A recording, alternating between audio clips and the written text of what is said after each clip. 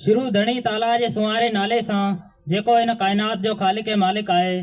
मोहतरम उस्ताद, प्यारा शागिर्द साथियो, अस्सलाम वालेकुम। मुझो अज जो उनवान है सिंध जो कल्चर। आऊं पंहिंजे तकरीर की शुरुआत इन शहर सां कंदसि। मोहब्बत कया मोहब्बत कंदासीं, सदा सिंध तुंहिंजी इबादत कंदासीं। मोहब्बत कया मोहब्बत कंदासीं, सदा सिंध तुंहिंजी इबादत कंदासीं। कसम मां सिंध अमा तुंहिंजे ख़ातिर सॼी दुनिया सां जंग कंदासीं। जनाब सदर, सिंध जो कल्चर दुनिया अंदर वसी ऐं क़दीम कल्चर है, जंहिंजूं पाड़ूं मोहननि जे दड़े में खुतल आहिनि। आम तौर ते सिंध के सकाफ़त से पेश कयो वेंदो आहे, पर सकाफ़त एक महदूद लफ़्ज़ है।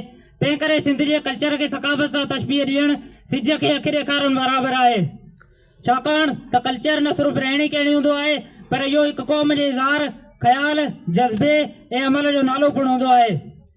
सिंधी क़ौम वटि हज़ारे वरनि जे तजुर्बे, मालूमात, माहौल जे असरनि, नस्ली रुझाननि, बाहिमी तहलुकातनि बाद कल्चर बसीरत की परवरिश वठी एक खास सूरत वरती है।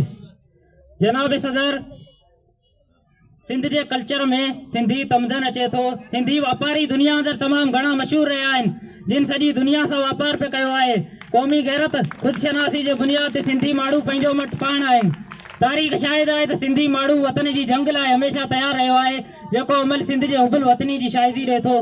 वतन से मोहब्बत, पंहिंजे दरिया से मोहब्बत, वतन के शहरनि से मोहब्बत, वतन के ॻोठनि से मोहब्बत, वतन के जबलनि फसलनि से मोहब्बत सिंध के कल्चर जो हिस्सो है।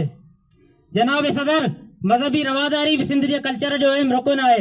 उडेरो लाल, सचल, सामी, लतीफ़, कुदूमल लियाराम, जेठमल परसुराम उन मजहबी रवादारी जा खास बुर्ज आहिनि।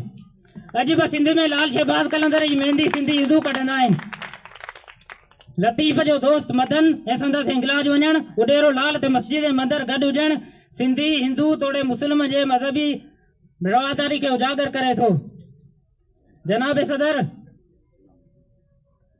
तारीख़ शाहिद है तो सिंधी माण्हू इंतहाई मौजूब, रवादार, पुरअमन, मेहमान नवाज रहियो आहे। उहे गुण आहिनि जेके कंहिं क़ौम जे सियासी हुजण जी निशानदी कनि था। इहो ई सबबु आहे त अरिस्तो चयो त को माण्हू मज़हब थी नथो सघे जेको सियासत नथो करे। तंहिं करे असां सिंधी इहो दावा करण जो हक़ रखूं था त सिंधी क़ौम जे हर फर्द जो सियासी हुजणु सिंध जे कल्चर जो अहम रुकन आहे। तंहिं करे इहो राखी, रक़्स, होली, ड्रामा, सुठो लिबास, इमदाताम, ईदूं, इहो सभु सिंध जे कल्चर जो आला मिसाल आहिनि। जनाब सदर, मां पंहिंजी तकरीर इन शहर सां ख़त्म कंदसि। धरतीअ सां उल्फत, मोहब्बत मिटीअ सां, इहा ई इबादत फितरत असांजी आहे। धरतीअ सां मोहब्बत, उल्फत मिटीअ सां, इहा ई इबादत फितरत असांजी आहे। इहो इश्क हूंदो धरती सां हमेशा, वतन निफ़ाज़त फितरत असांजी आहे। मतां इहे सम्झी त कलंदर न आहे भिटाई इनायत न आहे। मतां इहे सम्झी त कलंदर न आहे भिटाई इनायत न आहे।